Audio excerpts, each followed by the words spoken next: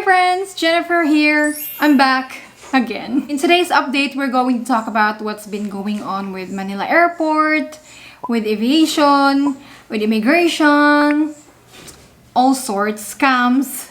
Now I'm happy to report that, 2 months ago, 3 months ago, scams were such a hot topic. There were a lot of cases or incidents being reported on social media and on the news.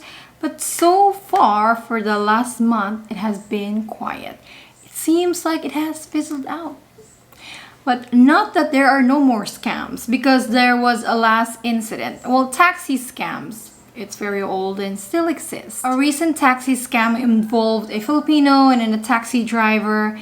This passenger was just transferring between Manila Airport Terminal, between Terminal 3 and to Terminal 2. So this passenger was probably, they just got off an international flight and then they were going to their domestic Philippine Airlines flight. 1,260, ganon? Ano yan? 1,200. Kuya, para na ba? Huwag naman, lugi tayo sa gasolina pabalik, ma'am. 1,100 na lang, sige 1,100. Kuya, grabe ang mahal ng ano mo. Sige, 1,100 na lang. Airport, terminal. Diyos ko po, kung alam ko lang, kuya.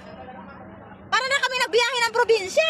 The distance between these terminals is only 5 kilometers. The driver, instead of using the meter, he took out his phone and just, look, this is how much you pay. Oh, no. Taxi drivers, they have to use the meter, guys. It's the law. The Department of Transportation already canceled the license of that driver, and Manila Airport is investigating. Manila Airport reminded passengers that there is a free inter-terminal shuttle bus. Indeed, may free naman talaga, but this free shuttle bus, it's not that frequent, not that reliable. Yeah, if you guys have a layover, you're in between flights, connecting flights, you have under 3 hours, I would suggest just get a taxi. If you have a long layover, madami kang time, plenty of time, then go avail that free inter-shuttle bus. Go avail that free inter-terminal shuttle bus. As for me, guys, not just at the airport, but overall in the country, if you want to get like taxi, you want to get a ride, I would strongly suggest to download Grab. Grab works like an Uber in the Philippines. You just, put in your location, your destination, and you get an estimate of how much you will be charged. My experience has been, it's always been accurate. If there's any difference, it's very minimal. Moving on, still on overcharging and scams, AirAsia, their online travel agency, was found to have been overcharging passengers for a Manila to Tacloban flight. We're talking about a 1 hour and 30-minute flight, and they were charging, drumroll, 39,000 pesos. That's like an international flight going to the US. Grabe siya. So the government was like, travel agencies, you need to follow a price ceiling. So they can't overcharge, guys. So that's good. That's protection for us. Other good news is this month was recorded to be the lowest fuel surcharge. That's the extra cost we pay on our tickets from level 4 to level 3. So for example, like me, I fly Manila to Davao. Instead of paying 342 pesos, I'm paying 300 pesos. Not big difference, but something is better than nothing. But not for long. With the conflict in Middle East, the Israel and Iran conflict, oil prices are expected to go up. And when that goes up, our plane tickets go up, and like basically almost everything goes up. It sucks. Let's move on to aviation.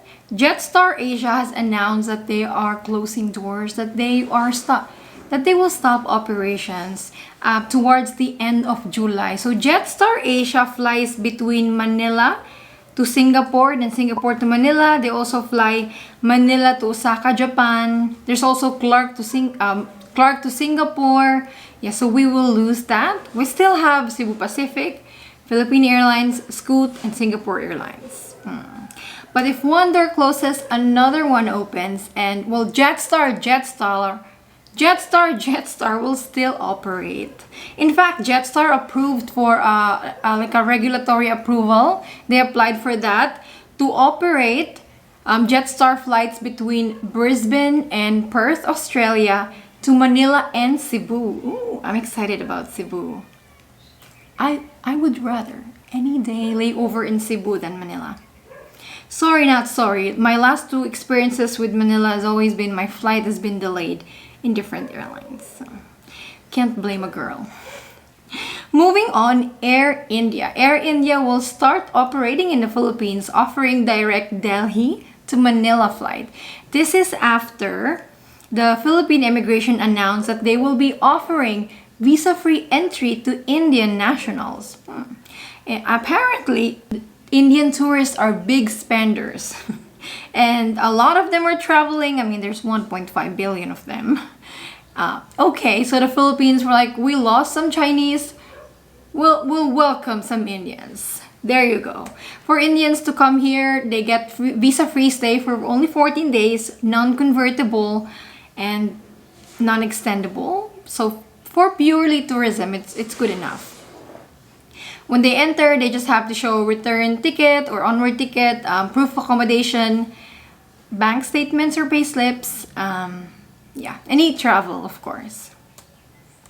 Don't forget your e-travel. That's still needed, guys. Moving on, still on immigration. Well, one of the requirements to leave the country if you're a minor and you're not traveling with one of your parents is SWD Clearance. I'll speak in Filipino. Sa mga Pinoy po dyan, yung mga anak nyo, kung gustong mag-travel at hindi kasama yung magulang, kunwari lola kasama, auntie, kapatid, yan kailangan ng DSWD clearance. So before, kailangan mag-apply in person, pay fixers. So you don't need to pay fixers anymore. Pwede na mag-apply online through the DSWD website. So yung pwedeng mag-apply is yung parents or yung kasama ng bata magbiyahe. And still on immigration, travel documents. If you're a tourist, Filipino tourist traveling to other countries, please don't use fake documents. Immigration has stepped up their campaign against fake travel documents. So for example, fake work permit, fake work contract, fake CFO, fake bank statements, yung mga fake na documents, yeah. They're gonna be stricter because there's been an increase in people faking their documents. So get the right documents, guys, and don't avail Facebook. Go to the government website or government pages. Hindi na uso yung madaling mas-scam because this is the age of information. Right? So that's all the update, guys. If you're traveling to the Philippines, e-travel is still required. If you're a foreigner, onward or return ticket is still required if you're entering the country on a tourist visa or tourist upon arrival. If you're balikbayan, 1 year pa rin, foreign, 1 year visa pa rin. I notice whenever I'm at the airport, there's always that Filipina and their foreign husband hinihinga ng marriage certificate. So if you guys have it, bring it. Especially if first time nyong umuwi sa Pilipinas. First time you together, wala silang history ng balikbayan stamp, magdala ka na lang ng marriage certificate para sure. Okay? That's all the updates, you guys. Thank you so much for watching. If you are not subscribed to this channel, please subscribe. I have been busy traveling. I have school and I'm also doing a lot of SRV. Like, I have a lot of clients. Char, thank you for your support, guys. A lot of you, my subscribers, reached out to me to use my service. I appreciate that. Thank you so much. You take care and God bless you all. Bye.